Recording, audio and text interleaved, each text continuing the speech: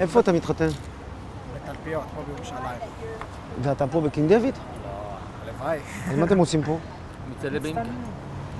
פה יש נוף טוב? לא יודע מה קרה לך. וואלה, il va se marier ce soir, quelle galère.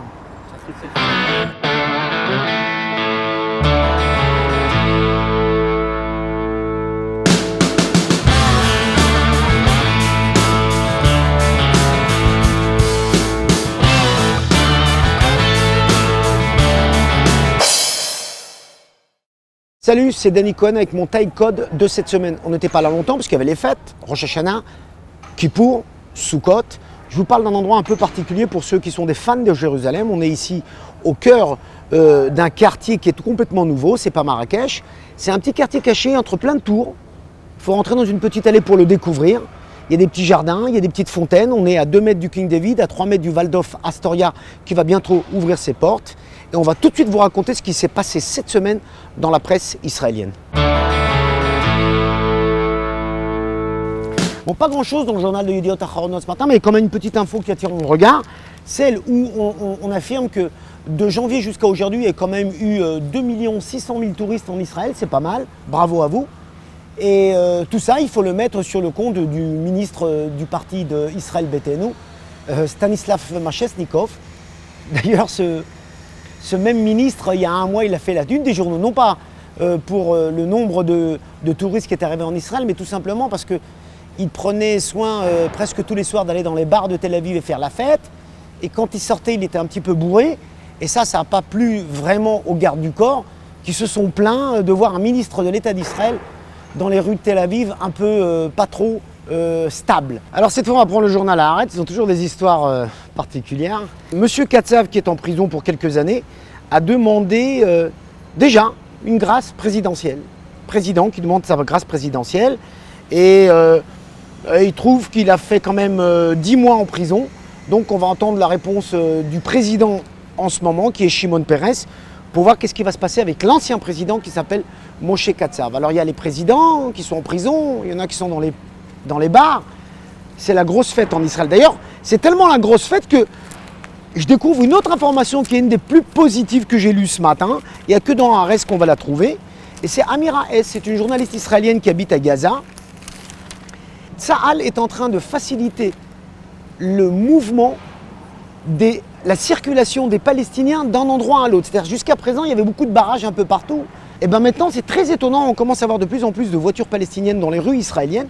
Ils peuvent se balader tranquillement d'un point palestinien à l'autre point palestinien. Alors voilà, alors on avance tranquillement et on comprend pourquoi les ministres ils sont ou dans des bars ou en prison.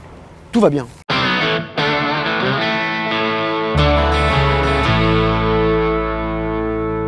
On va passer du patio marocain à la terrasse de YMCA, ici juste en face du King David. D'ailleurs c'est le coucher du soleil bientôt. Et on va arriver à Vienne. Pourquoi à Vienne? Parce que ce matin dans la une de Haaretz, on parle de Franz Kafka. Pourquoi on parle de Franz Kafka? Parce que le pauvre il est mort en 1924. C'est que tout simplement la Cour de justice de Tel Aviv a décidé une décision très importante dans l'histoire de la littérature internationale. La Cour de justice a décidé que les manuscrits qui restent de Franz Kafka allaient atterrir à la Bibliothèque nationale de Jérusalem. Pourquoi? Alors cette histoire est extraordinaire, c'est que Franz Kafka, il a un ami qui s'appelle Max Brod et il lui dit: Max, quand je mourrai, mes manuscrits qui ne sont pas publiés, je veux que tu les brûles. Il va prendre les manuscrits, il ne va pas les brûler, il va les confier à sa secrétaire, Esther Hopp. Esther Hopp a une fille qui entre-temps arrive en Israël en 1930, qui va grandir ici et qui va le retrouver il n'y a pas longtemps dans sa cave. Et elle va décider de les prendre, il y a des dessins, il y a des écrits, il y a des schémas, tout ça de Franz Kafka. Elle va les prendre et elle va tenter de les vendre à la Bibliothèque nationale de Stuttgart en Allemagne. Et là, elle va gagner pas mal d'argent. Et en fin de compte, l'affaire est sue à la presse, tout le monde se mêle. Et ce matin, la Cour de justice a décidé que ces manuscrits, ces dessins, ces papiers n'iraient pas à Stuttgart, mais tout simplement seraient exposés à la Bibliothèque nationale de Jérusalem. Et pourquoi moi, je n'ai pas lu les écrits de Franz Kafka? C'est parce que tout simplement, jusqu'à présent, ils étaient dans les coffres-forts de la Banque Leumi de Tel Aviv. L'Echaim. va passer d'une star à l'autre pour vous faire découvrir une petite Tel Avivienne particulière. Elle est jeune, elle est mignonne, elle est sensuelle, elle est intelligente, elle est chanteuse. Elle joue avec l'hébreu, elle joue avec le français. Elle fait de la musique un peu européenne, un peu orientale. Elle fait un mix de tout ça. Et puis d'un mot très simple, elle va vous faire une surprise. Elle va vous faire une ruche de miel. Elle s'appelle Riff Cohen. En français, Riff, c'est falaise. Ça arrive, hein, les Israéliens s'appellent comme ça des fois.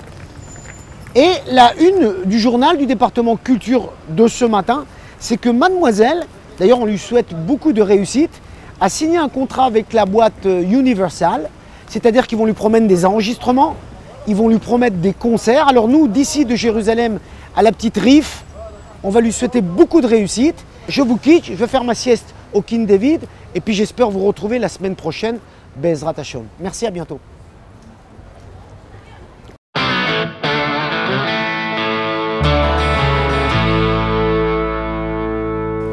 Ça c'est Dani ABV, c'est un grand journaliste de Yediot Aharonot, il est toujours sur les coups. Et d'ailleurs il n'y a pas longtemps il s'est déguisé en érythréen à la station de bus du sud de Tel Aviv. Et il a passé un mois là-bas pour sentir comment un immigrant illégal africain à Tel Aviv vit par rapport à la police. C'est Dani. Regarde. Zéro, Martin, moi je t'en prends. Bye mon tech.